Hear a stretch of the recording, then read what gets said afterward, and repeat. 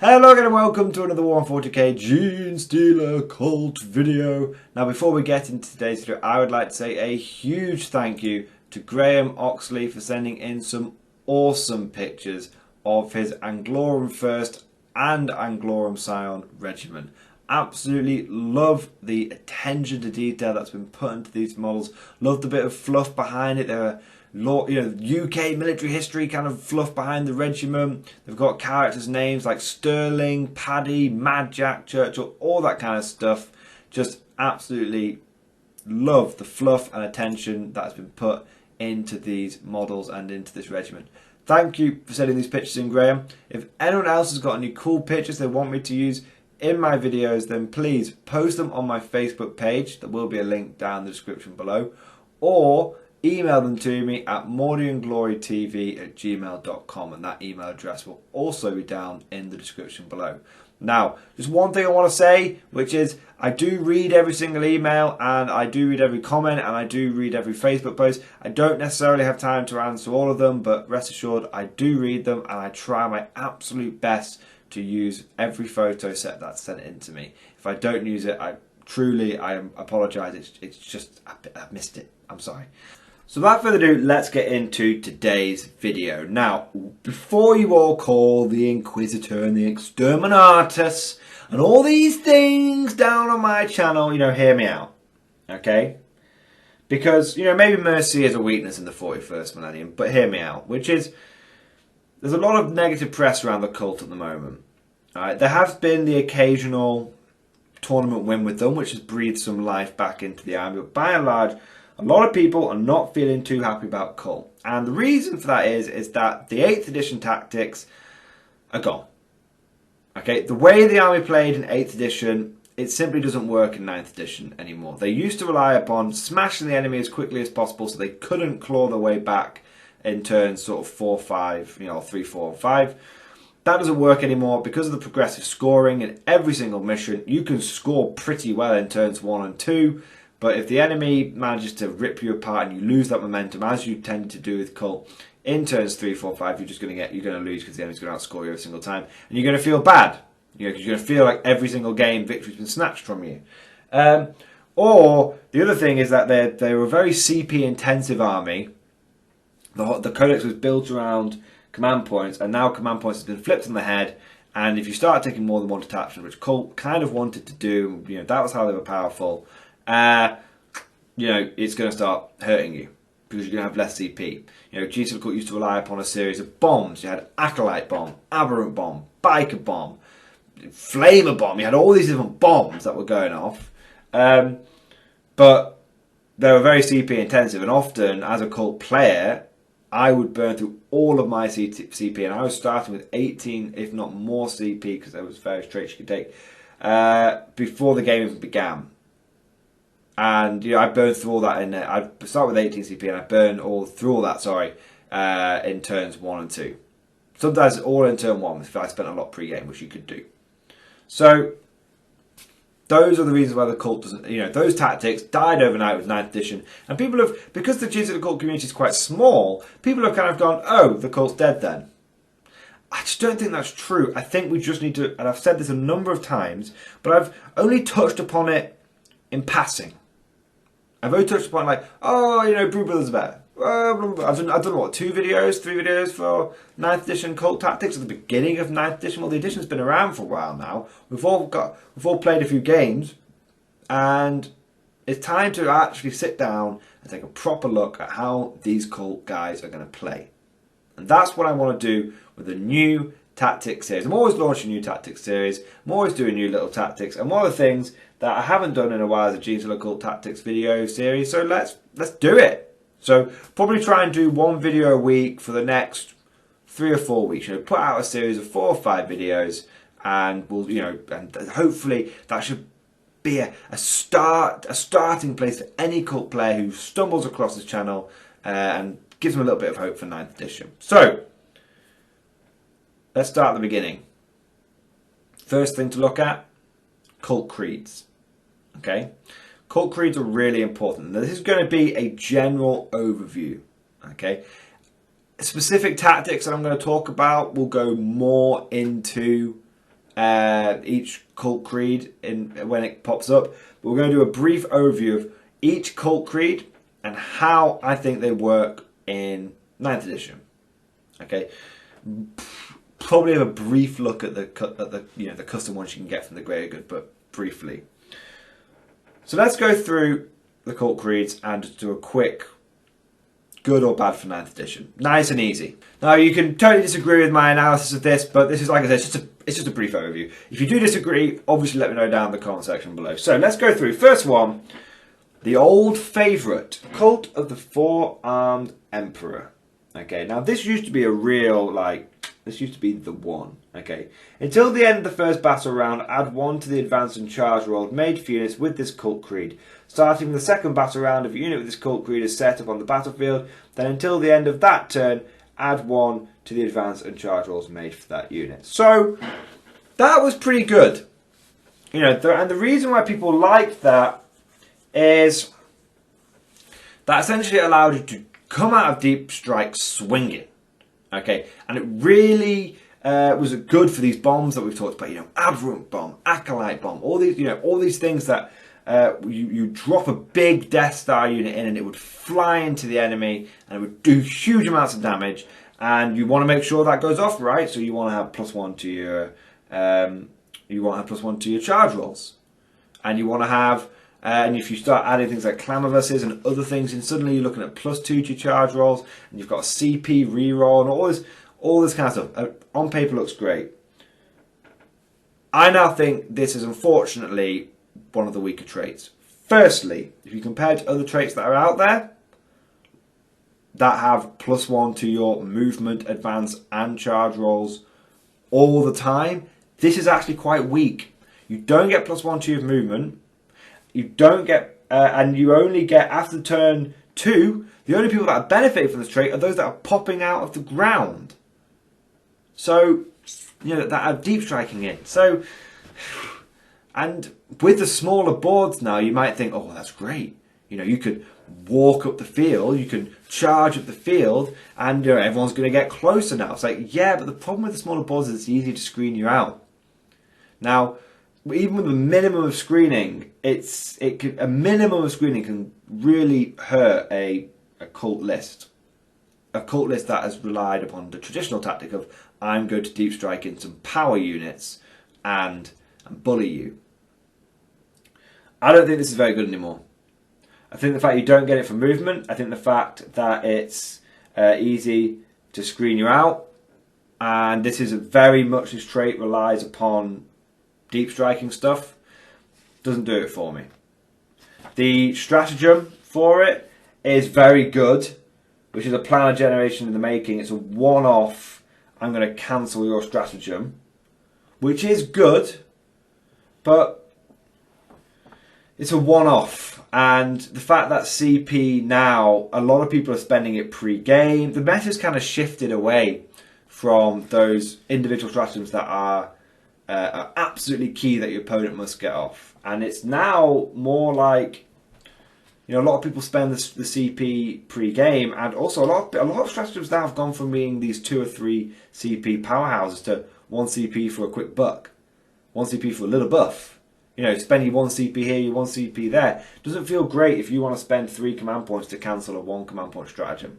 So whilst it's really powerful, the CP game, the CP meta, it's kind of, generally speaking, moved on a bit. It's moved on. The Warlord trait is good. Once per battle you get a free reroll on your Warlord for a hit, a wound or saving throw. It's a unit. And also you get an additional D3 command points. That's pretty strong. Don't get me wrong, that's pretty strong. And in an army that loves command points, getting additional D3 used to be fantastic. But the tactics I'm looking at with Cult, we've kind of moved away from needing mass CP. I know, madness, but all will be revealed in this tactics series. So, it's good. And then your Relic is a close combat, it's a cool power sword, like fair enough, or bone sword in this case. And you have a special psychic power in Psychic Awakening as well, which, from memory, and I'm just going to get it in front of me now, it's a bit funny. It's undermined, it's warp charge 8, select one enemy infantry unit within 18 inches and you halve their advance and charge rolls. It's good. The problem is it's warp charge 8.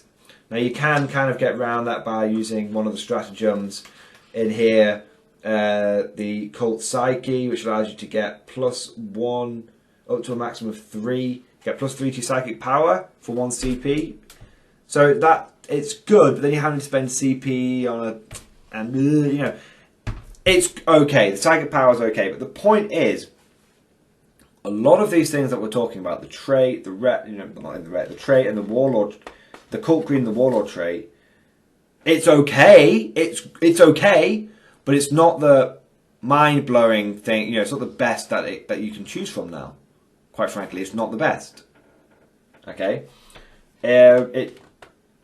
it's kind of antiquated. It sounds weird, right? It's kind of antiquated. So let's look at the. So I would not pick Fallen Emperor now. I wouldn't do it. Okay, let's move on to the second one. The Pauper Princes, Devoted Zealots. You can reroll hit rolls for attacks made with melee weapons with a unit in this cult creed, and when it charges, was charged, or performed heroic intervention. This trait previously kind of looked down on. For me, I think this is a biggie. I think this is a biggie. Okay, why? Okay, one of the things that people used to say is you always want to take, you know, well, people used to say Pauper Princes is good, but you want to get there. You want to get to combat, right? You want to get there. And so if you want to make sure you get there, you have rerolls is good, but what if you don't make it? You want to take Cult of the Fallen Emperor. Well, you know what now? You know what kind of works for Cult now in a funny sort of way? Is less deep striking into combat and more deep striking with shooting, but actually starting off with lots of cheap combat units that you start on the board with and you smash them up the field and you do that brawl in the centre. Okay, because what is the key to winning most 9th edition games? It's the centre objective brawl. Okay, most fights will be people, even armies that don't really want to be in combat, like Guardian, we can do it, and it's always fun to do a bayonet charge, but it's not ideal. But like, you know, everyone has a bit of brawl over those centre objectives, and combat is really good for 9th edition for clearing those centre objectives. Because if there's an enemy that's on a centre objective, a contested objective, and you shoot them off it, great. They don't control it, but neither do you. If you're able to clear someone off that objective in combat, not only do you take the objective from it, but you've just cleared it with a combat unit. That means you're on the objective yourself. So Pauper Princes, that trait, is really good for just swarming the board and just brawling over those middle objectives. Now, even if you make the charge, you're going to shred them. Right? Units of the Cult are already really powerful in combat. If they then charge you, well, you know what? You don't mind, because you still get your rerolls. Okay, so it's I like Pauper Princes. I like it. I think that you can easily run a lot of combat potential with it, and like I said, just brawl over the middle objectives. Do this guard style, just attrition those middle objectives. Okay, now going through quickly the other things that it has. The stratagem, bit of a weak one. But it is only one command point. So use stratagem when an enemy unit destroys a Pauper Prince's character model from your army. For the remainder of the battle, add 1 to hit rolls for attacks made by friendly Pauper Prince models when they target the enemy that destroyed that character. So you can bait them. You could bait them. You could put out a character that isn't really that important, but the opponent kills it, and then you can. It's all attack, so it's ranged and not, and not. So that can, in a funny sort of way, in this edition of Elite Infantry, where a lot of armies are turning up with mega death balls, it can be quite. But ones that steadily march across the battlefield, or people. It's not really mega death balls. People are turning up with sort of 3 or 4 hard units. It can be quite good to you sacrifice that character. Well, now I've got +1 to hit against all those. That's one of my opponent's main units. It can be. It's a weak one. It's a weak one. I'm not going to try and dress it up any more than I can. The Warlord trait's a different matter, though. I think this is an extremely strong Warlord trait. it's called Beloved Grandsire. Add 2 to the unquestioning loyalty rolls made when you fail saving throws for your Warlord or when your Warlord takes a mortal wound. Long story short, guys, if you've got a squad of like Brood Brothers around your Patriarch, okay, and he takes a wound for some reason on a 2+, you shield drone that bad boy. One of your neophytes jumps in front, takes all the damage. You don't even roll for the damage, he just takes it, he is slain, damage isn't even rolled. That's how unquestioning loyalty works. He shield drones it basically. You do that on a 2+ on your Warlord. Now you start thinking, oh yeah, but you know, slay the Warlord isn't a big deal. Hang on a second. What if you spent 300 points and took a squad of 20, not even 30 points, like 250 points? If that, you take a squad of 20 Brood Brothers from the Cult Codex with a Patriarch. Okay? You deep strike, because you've got Cult Ambush, you deep strike behind the enemy lines. Okay? And your Patriarch starts teleporter homering. And every time the enemy tries to get rid of your teleport homer repairing Patriarch, because I believe he is an infantry character. I'm going to check this before I make a massive mistake. Well, not I'll make a small mistake. He is an infantry character. So the Patriarch can repair the teleporter homer. Okay? Brilliant, I know, but he can. Right? So your Patriarch's got his big fingers out and he's repairing the teleporter homer. And every time the enemy tries to stop him, you just jump in front. You just jump in front. And your guys are fearless. Because the Patriarch makes everyone fearless around him. Okay, that's pretty cool. Now I think that maybe auras turn off when you repair teleporter homer. If that's the case, you just ally in a National Military detachment, which you can do as Cult, and you take a platoon commander and he repairs the teleporter homer.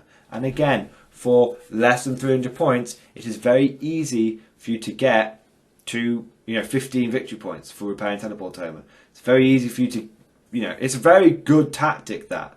If you ally in that detachment, you take 30 conscripts, a platoon commander to do the teleporter homer and the Patriarch to give everyone fearless. That little 300 point ball could max you out line breaker. And it could easily max you out repair teleporter homer. Easily. With strategic reserve, there's loads of ways you can do it. Long story short, you can spend 3, depending on how many Brood Brothers you want to surround your Patriarch with. But you could easily, thanks to Brood Brothers and Beloved Grandsire, you could easily repair teleporter homer and max out on Linebreaker in the comfortable knowledge that your opponent is going to have a really difficult time stopping those characters from achieving those goals. Because you've got 2+2 on Unquestioning Loyalty. So it's quite good. Your Relic is also quite good. Poor Princes are good at they are good at shooting. They are good at combat, but they are also really good at shooting with this Relic. What do I mean? So basically, it's every time one of you guys dies in 6 inches of the Relic bearer, okay, they automatically pass morale. Okay, so that's nice. You get a mini Patriarch. You could put this on a non-Patriarch character. Second thing is each time one of your infantry models dies within 6 inches of the bearer on a 4+, they can shoot. Now, at first you're like, well, that's a bit, that's not. They can do it. It's like they can shoot or they can make a single melee attack. Do you know what that's really good with? Big blobs of 20 acolytes with hand flamers that have deep struck in and done a massive flamer bomb. Because you used to have to do flamer bomb, because the hand flamers have gone up to a 12-inch range now. So your poor princes, you could deep strike in 100 acolytes with hand flamers, and they could flame away, and you could put them all into 2 lines, and you could conga line back to your relic bearer, and every time your opponent kills one of your flamer people, on a 4+, he gets to fire his hand flame before dying. That's really powerful. So yeah, really, poor prince is really good, and they have a psychic power which does the same thing basically. So they've got a bit of redundancy there. So I think poor princes are strong. You can play the midfield brawl, and also you can deep strike in, and you can boost up the power of your hand flamer of your hand flamer bombs. Now that's pretty good. Okay, now going through Hive Cult, Disciplined Militants. This used to be my favourite in 8th. It's still strong in 9th. If you fail a morale test, only half the number of models flee, rounding up. So that's good. So even if you're below half strength on 1s and 2s, you roll your 1s and 2s to see who runs away. Only half those guys run away. So even if you take big blobs and the enemy's like morale damaging you, not that many are going to run away. Also, units with this cult creed can shoot when they fall back but subtract 1 from their hit rolls. That's still strong, guys. That's still really strong. The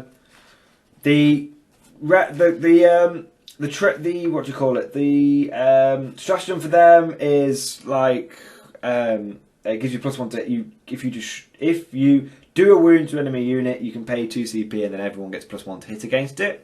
That's good. It's a bit like overlapping fields of fire for Cadia. That's a strong stratagem there. Strong stratagem here. Warlord Traits, really good. Reroll hit rolls of 1 made for for ranged weapons. So your Genestealer cult character becomes like a spaceman captain. Reroll 1s to hit. Strong. Lots of good shooting here. You can give yourself multiple +1s to hit via. Obviously, they stack at just +1, but it allows you to get past obscuring terrain, dense terrain, and get another +1 to hit thanks to chilling efficiency. Plus, you can take things like Jackal Alphases. You can get reroll 1s to hit on there. You can't be tied up in combat. It's a smaller board, but you can't be tied up in combat. You're very, it's encouraging to take big blobs of men, like be they Flamer Acolytes, be they big blobs of Brood Brothers, big blobs of Neophytes. But you're not going to suffer from morale really at all, and no one's really taking blast weapons. Yeah, they're all it's strong. The Relic, I can't actually remember what the Relic is. Hive Cult model only real hit rolls for attacks made with the bear's melee weapons, only against characters. In addition, each time you roll a wound roll 6+ for an attack with the bear's melee weapons, the attack plus 1 more to win. Relic's a write-off. I'll be totally honest with you there. The Relic's a write-off. And the Psychic Power, I believe, is a bit of a write-off as well. If I'm going to be honest with you, I'm going to double check, but from what I remember, it was Synaptic Blast. Warp Charge 6 was easy to get off, select one enemy within 18 inches, visible to Psychic World. D6, equal to the number of Hive Cult models from your army within 3 inches of that unit. For each roll of 6, that unit suffers 1 mortal wound. So, if you take a big block of, 20 Acolytes or 20 Neophytes and you charge them in and you get this power off, you're still only looking at maybe 3 mortal wounds. It's not ideal. It's a bit of a poo one, really. But the main reason you'd look at that is it's a strong cult trait, it's a strong stratagem, it's a strong warlord trait. So for me, Hive Cult's still good. Okay, because the reason why Hive Cult's good, and we'll get into this later on in another video. It leans into this. There's 2 paths I have for the new cult in 9th. One of them is basically my old idea of playing them like guard, but we're taking it to the next level now with 9th because you can really do it. And Hive Cult really supports that idea of basically having it's in a funny sort of way, quite a good shooting guard cult army, almost like better shooting than the guard. Like with my Pure Infantry Guard army, the competitive one, the way you win with that is you drown the enemy in volume of fire. How Hive Cult does it is they have a decent volume of fire. Each squad's getting each 10-man squad is putting out 20 shots rather than 40 shots. But you tend to hit on 3s all the time, and you also tend to reroll 1s all the time. Now, the one thing I would say for Hive Cult that has done them in a little bit is you used to be able to hit on 2s rerolling 1s, but now with the way things have changed in 9th, you can't do that. So they're a strong choice. They're not as good as they were, but they're a strong choice. Bladed Cog. These guys are interesting. These guys, I would say, if we put Four-Armed Emperor bottom tier, Pauper Princes top tier, and Hive Cult middle tier, I'd put Bladed Cog potentially top tier as well. Okay? 2 reasons. 1, everyone in the Cult Creed gets a 6+ invulnerable save. You don't get a lot of... there's not a lot of durability in a Cult army. Any way that allows you to get some durability is good. When you are playing an edition which is camp objectives and deny enemy secondaries, having a 6+ save on everyone is really, really good. One of the things that I've been talking about a lot with my guard recently is, you know, having your wilderness survivors everywhere, because it gives you that 16% more increased durability. That does work until you come across someone who really is able to up the AP. An example of this is like Lambda Lion Scions. They literally take away all your armour. A lot of Marine armies will be operating at -1 or -2 all the time. You know, and so that drops you down to like a 5+ or a 6+ save. But the thing with Wilderness Survivors is, you know, there's no invulnerable saves as well. The moment you start getting hit by AP -3 or something that ignores cover, you're scuppered. Bladed Cog allows you to get cover where you can seek it, which means you can sort of play off the Wilderness Survivors. You know, you can compete with them, but also you have that redundancy of, well, no matter what happens, I'm getting a 6+ invulnerable save, no matter what. If you combine that with a Acolyte Icon Ward, you get a 6+ Feel No Pain. What you start seeing is, I'm fishing for 6s, and you've got and what you start seeing is everyone's got a 6 of invulnerable save, and everyone's got 6 of Feel No Pain, and it does tend to make your army surprisingly durable. Now, the only caveat I would say is I have tried this. It looks good on paper. I have tried this in a couple of battles. Fishing for 6s can be hard. Sometimes it just doesn't happen, and it's disheartening. So it's good, but it's not necessarily a tactic. You know, it's good. It's just good. Okay, it's not amazing, but it's good. The second part is you do not suffer the penalty for moving and shooting heavy weapons. Okay, infantry. That's fantastic. So because it opens up the second path, like the Hive Cult. Okay, Bladed Cog can do 2 pathways. Pulp Princes do the I'm going to mob objectives pathway. Hive Cult do the I'm going to shoot you to death pathway, but it's less mobbing objectives straight away. Bladed Cog kind of do both.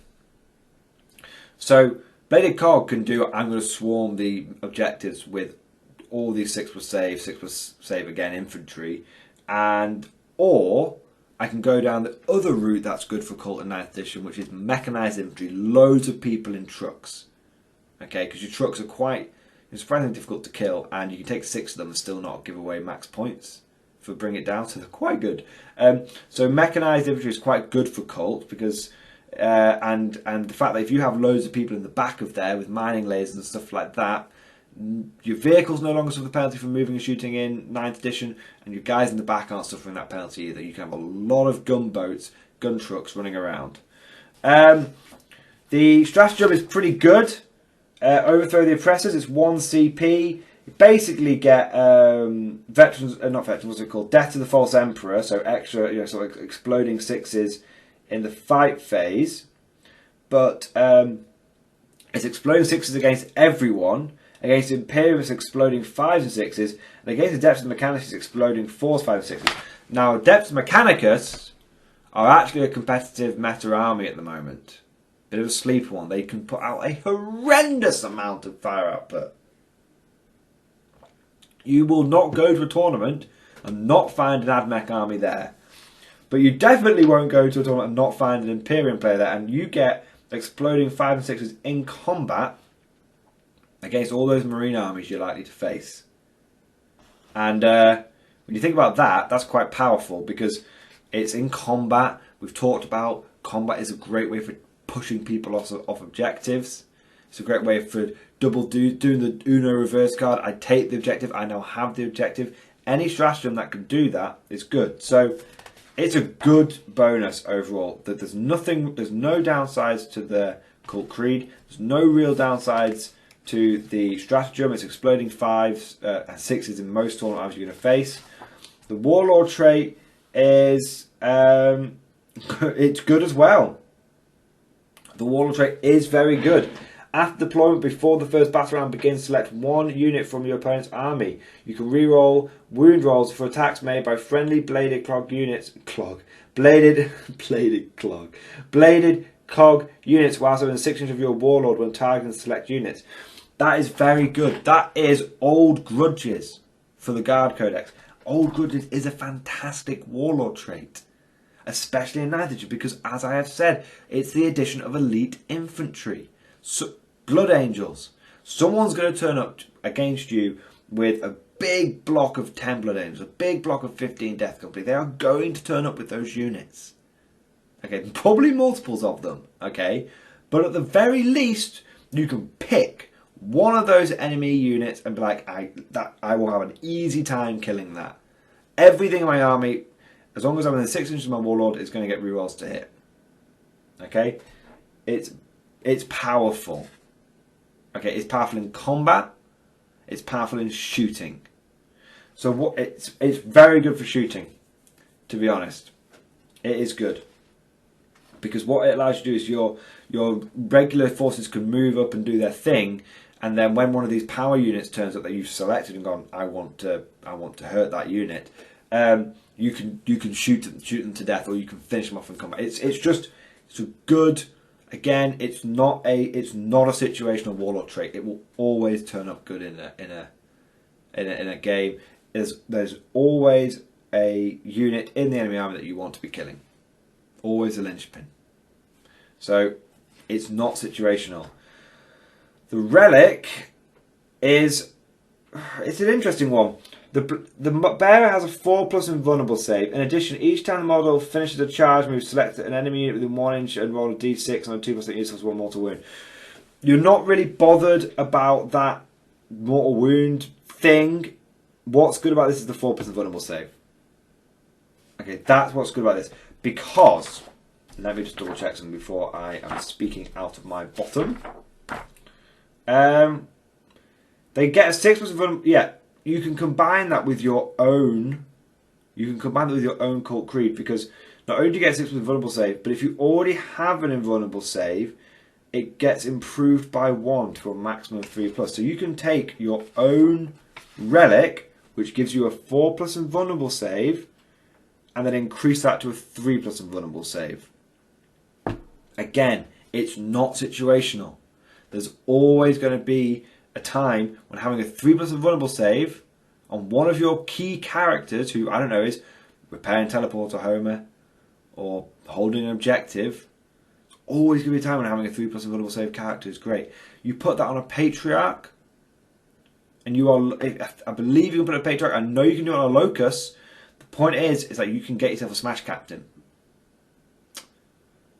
And Smash Captains are still great. They're never not going to be great. They're still good, and you can still do that. You know, it's pretty crazy. I mean, sorry, drink of water. I could be wrong here. Please correct me in the comments below. But think about this: you take a Patriarch, you give him Mark of the Clawed Homicide. He has a 3+ invulnerable save now. He charges into a unit on a 2+. He does a mortal wound. He's probably going to do a mortal wound. Okay, so straight off you do a mortal wound. You then pop on that, let's say you charge into a unit of Space Marines. You then pop on that Patriarch your 1 CP stratagem. Okay? For, exploding 5 and 6s. Your Patriarch has 6 attacks, which means he's going to statistically get an additional 2 attacks. Okay? So that means your Patriarch goes up to 8 attacks. He can easily, with, he hits on 2s +1, so even if the enemy's got some sort of -1 to hit, he doesn't care. So he hits on 2s +1. Don't forget, he can psychic, he can do a psychic, a smite and a psychic blast, psionic blast, easily, if he's got familiar. That's another probably mortal wound from the psionic blast, so that's 2 mortal wounds in total. That's a dead intercessor. You smite or get another 2 mortal wounds. Oh, that's another dead intercessor. You killed 2 intercessors. Now you've got 8 attacks hitting on 2s. You're more than likely going to hit with all of them. If you miss with 1, don't worry. You've got like a CP you can throw at that if you want to. You don't have to. But let's say you get 8 attacks. You're probably going to hit with nearly all of them. And then you're going to wound on 3s. Oh, but guess what? You re-roll the wounds. So you might drop, let's say you drop 1 hit and you drop 1 wound. They're AP minus 3, not a lot of saves coming in there. Any 6s that you get are AP minus like 1 billion flat 3 damage. Point is that this guy can go in and relatively easily tear apart the vast majority of a 10-man intercessor squad or the equivalent. And if he doesn't, if he flubs it, it's a 3+ invulnerable save, and a 4+ people will jump in front of him and then questioning loyalty. The thing about Bladed Cog, guys, is it's just none of its stuff is situational. All of its stuff will turn up every single battle, and you can build some pretty cool tactics around it. The one thing that they do have, as well, I should say, is they've got psychic power. And it's called Escapable Decay. It's a warp to value 6, so it's pretty limited. It's pretty low. If manifested, select 1 enemy vehicle unit within 18 inches visible to Psyker until the end of the turn. Resolving an attack made with a weapon against that unit, improve the armor penetration of characters with that weapon by 1 for that attack. So, and that's all attacks. That's not just shooting. That's not just combat. That's shooting and combat. Again, there is nearly every battle that you're going to face. The enemy will have a vehicle.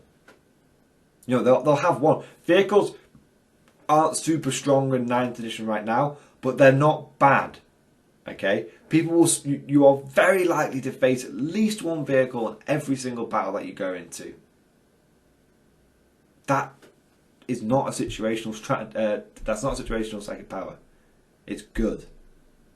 Okay? So I've spent a long time on Bladed Cog, but that's because they're a really strong trait. I would probably say they're not the strongest trait, but they're a top tier one. Okay, now why, it sounds like I've been really, buttering these guys up. Why am I not giving them the top tier points? Okay, they're very, very strong because none of their stuff is situational. At the same time, none of the buffs are absolutely massive, and none of them are so specific enough that you can build a really strong tactic around it. They're all nice bonuses to have that are not situational but are not overly powerful. Okay, so moving on to the next trait, we're looking at the Rusted Claw, Nomadic Survivalists.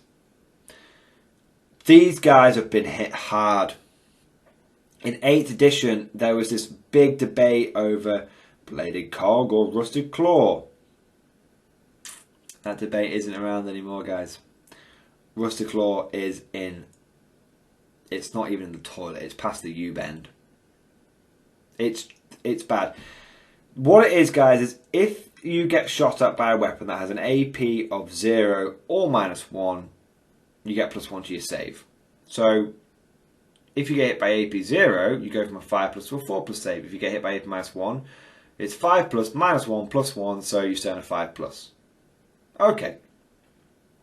Problem is, not a lot of AP 0 rocking around these days on a lot of competitive lists. Most Marine armies are starting out the gate with an AP -1 at the very least. And through the majority of the game, they're boosting their AP where they want to boost it. So you're in a lot of tournament lists, you're looking at AP -2, which means Rusted Claw, you don't get a save. You get a save if you're Bladed Cog. You're always going to get that save. You are, in many cases with Rusted Claw, not going to get a save.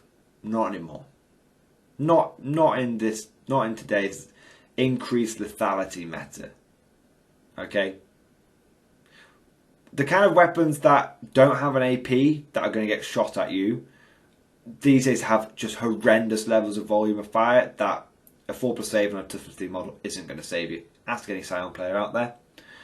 And the rest of us shooting at you is AP -2. Everything these days is either dash or AP -2.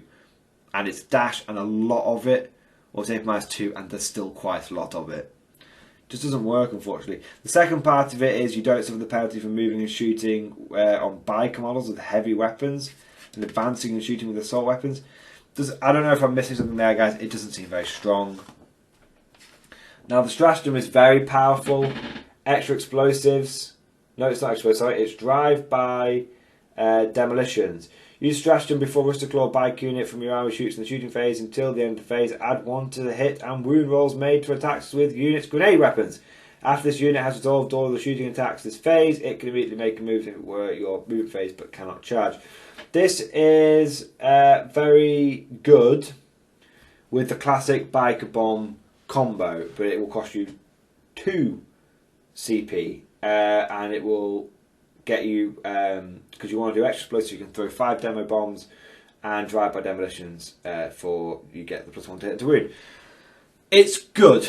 There's a few reasons why it's no longer as good as it was in 8th edition. It's fallen from grace. It used to be you could get +2 to hit because you'd use the Jackal-Alpha's ability as well, so you'd be throwing those demo charges hitting on 2s. Ooh, spicy.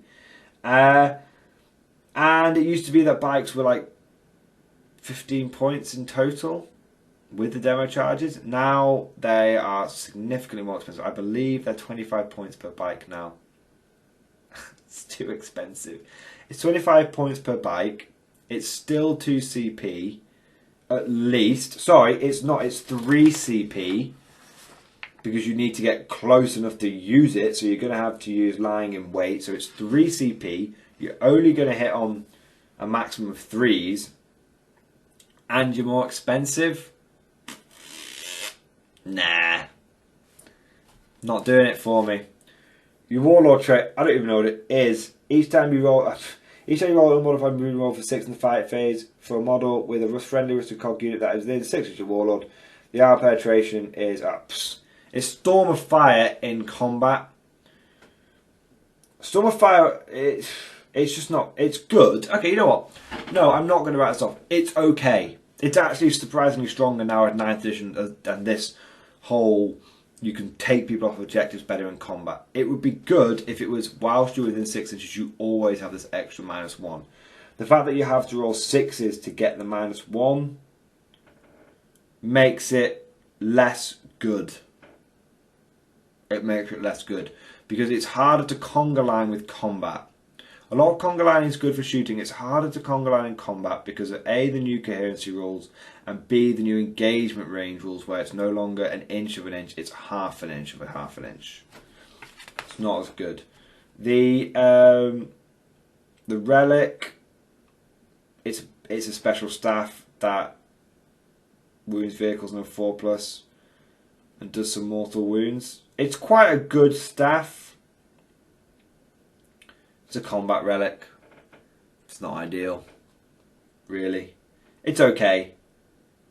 I know I'm poo-pooing it. It's for a Magus. You don't want your Magus in combat. It's a bit of a poo relic. And psychic power, to be honest, I don't know what it is. I don't think it's overly strong though. Hang on. I'm sorry, guys. I got the wrong. Psychic power last time for the bladed cog.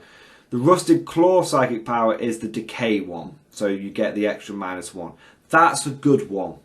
Okay, the psychic power is strong, but the bladed cog one, which I should have talked about before, undying vigor, it's a 5+ feel no pain. Let me just double check. 6 warp charge 6 bladed cog unit 12 inch stag until the start of the next fight phase, where a model would lose a wound on a 5+ that was not lost. God, that bladed cog one is so good. The bladed cog one is so... The bladed cog have the best psychic power, and the rusted claw one is an okay psychic power. Yeah. I'm going to double check that bladed cog one again. Sorry. Is it just mortal wounds? Is it all the time? Until the start of your next psychic phase, when a model that you would lose a wound on a d6 on a 5+. That's so good. So you got a 6+ invalid and then a 5+ feel no pain, potentially on a big 20-man unit. Or yeah. Yeah, let's not beat a dead horse while it's down. Bladed, rusted claw. Sorry, buddy. They're not. It's a big fall from grace. Twisted Helix Cult Creed. 1 to the strength characteristic of models with this Cult Creed. In addition, 2 to the advance rolls with this Cult Creed. That is good. That is straight up good. Okay? The reason that is just straight up good is because having +1 strength in today's fast-paced toughness 5 meta, where everything is getting toughness 5, you need to keep pace in that meta. And having strength 5 on pretty much all your combat guys minimum is pretty good. And your acolytes is pretty good. The +2 to advance rolls is good because it's like having +1 movement, +1 advance. It's not +1 charge, unfortunately, but at least it's all the time. And there is a psychic power called Psychic Stimulus, which is very easy to get off. It's on a 6 and it allows you to charge even if you're advanced. Okay, so what is really, really good about the Cult Creed, the +2 advance, is it means you can just dogpile. You can really dogpile the middle of the board very quickly. And then you're nice and strong. So if anyone tries to take you off it, you can do them a good punch in the face. So it's a strong anything that is speedy movement, especially on infantry, is good. Okay, imagine it is, best way of looking at it, Catachan's a really strong trait for the guard, right? Because Catachan infantry is surprisingly powerful. Imagine if you just took all your Catachan infantrymen, okay, and you made them, they were neophytes instead. Okay, not only have they got that +1 strength that you love so much, but now they've got +2 to their advance. Ho, that's pretty good. Going into their stratagem, 3 CP, so it's a biggie. Monstrous Biohorrors. Use the stratagem at the end of the 5 phase. Select a Twisted Helix aberrant unit from your army. That unit can immediately fight again. In addition, until the end of the turn, subtract 1 from the leech characteristic of any unit while 6 of that unit. That's not really worth 3 CP anymore. Aberrants are good. Aberrants are too expensive. If it was 3 CP and fight with any unit, that would be a really, really, really good stratagem. As it's not, I'm not keen on that stratagem. I think that is a relic of a bygone era when aberrants were cheap and powerful and tasty. Aberrants are now expensive. I think that's a bad stratagem. Okay, Warlord Trait. Increase the damage characteristic of weapons other than sacred relics used by your warlord by 1. I think that is a bad warlord trait because it's all weapons, so technically it affects your shooting weapons as well. I mean, you know what? Is it melee? Let me just check. Is it melee weapons or is it all weapons? Let me check before I do. Increase the damage characteristic of weapons used by your warlord by 1. Not sacred relics, or weapons modified by sacred relics. Okay, so it's okay. Weirdly, do you know what I'd put that on? I would put that on a Jackal Alphas, or I would put it on a Sanctus with a sniper rifle. That's where I would put it. Okay, because having, especially on the Jackal Alphas, having a sniper rifle, which is a good strength. It's a strength, I believe it's strength 4 sniper rifle, is it? It's a heavy one, strength 4. It's AP -2. That's D3 +1 damage. That's actually quite good. So I would probably put it on a Jackal Alphas there. What's the last thing? I think that's the Warlord Traits, the last one, apart from the Relic. Elixir of the Prime Specimen. Twisted Helix model only increase the attack, toughness, and wound characteristics of the bear by 1. It's okay. I suppose if you really went Elixir of the Prime Specimen and the Bioalchemist, and then put both those on a Patriarch, you have an absolute blender of a character. Extra damage, extra attack, extra wound. Yeah, you know what? It's not a bad Warlord trait on a Patriarch. It's not a bad Relic on a Patriarch. And Patriarchs, you're going to take one in every list because they're like a blender captain. Anything that can boost your Patriarchs, good. Not great, it's good. It's solid. To be honest, the only thing that's really stopping this from being a kind of bottom tier trait, cult, is the actual cult creed itself. The +2 to advanced rolls is not to be underestimated. Not to be underestimated at all. The psychic power, I believe, is actually maybe alright. Mutagenic deviation, warp to value 6, so easy enough to get off. If manifested, select one enemy of you within 12 inches of this psychic until the start of your next psychic phase. When resolving, an attack made by a melee weapon by the unit model from your army against that unit, add 1 to the wound roll. That's okay. +1 to wounds always nice. It is a melee one, but as we've said, you're going to be advancing a lot. You're going to be brawling over combat. You know, having strength 5 and a +1 to wound psychic power is actually quite nice. It's actually quite nice. So when you go through all these cult creeds, if I was to pick a top one, now that I got the psychic power correctly, I'd say Bladed Cog.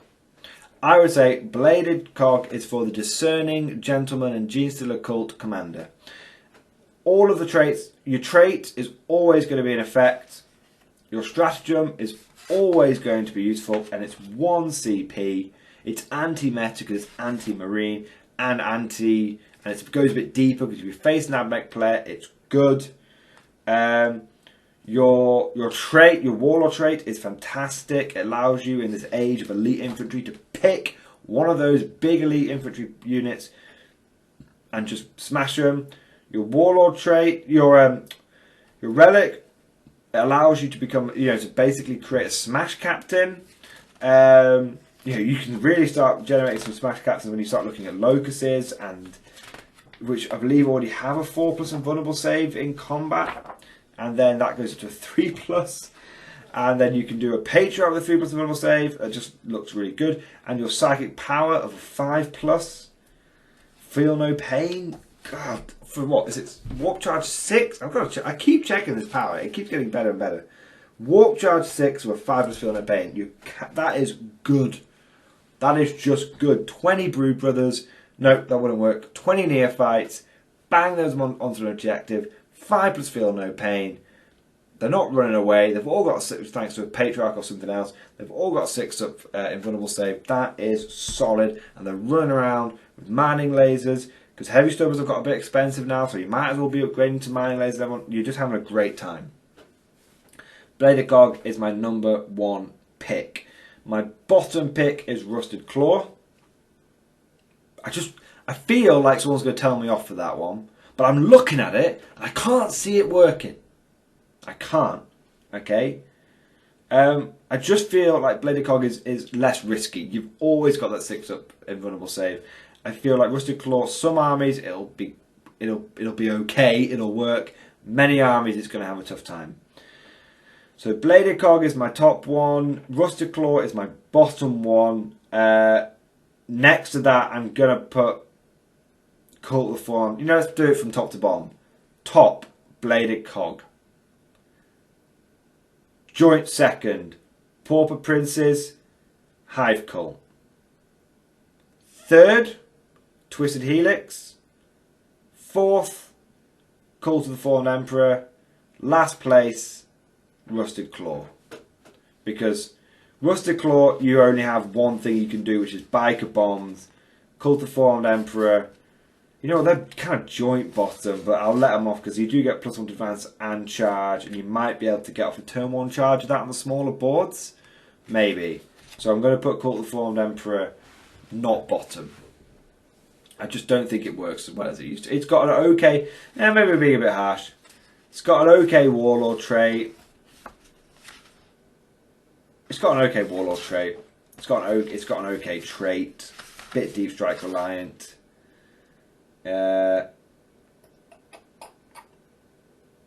It's got an okay. You know, the sword's bad and the psychic power's bad, wasn't it? Yeah, it's going bottom middle tier at best. You know, it's not top. It's nowhere near top. Not in my opinion. Not in the new meta. Not in the new screening. Not on the new boards. Regular old, good old-fashioned combat of running across the board and smashing people. That is the order of the day in 9th edition. Deep striking, too easy to be screened out. Deep striking now is for hand flavor acolytes.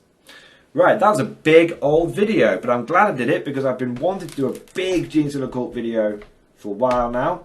And I think that's updated with the new, now that we know where the meta's settling. So we'll see, we'll revisit this again in maybe, you know, these traits, and you know, I'm sure we'll visit them again. But going forward for the future for videos, we're going to break down a few different ways you can play your Genestealer cult army. The combat rushy horde, the mechanized I Wish I Was Astra Militarum force, and also the Flamer Bomb Army of Doom. So you've got those will be the next 3 videos, and so you've got an idea of what your different traits can do now. And then the next 2 videos we will go over an individual army that you can run for your cult. Hope you've enjoyed this video. Thank you for watching, and of course, I'll see you guys next time.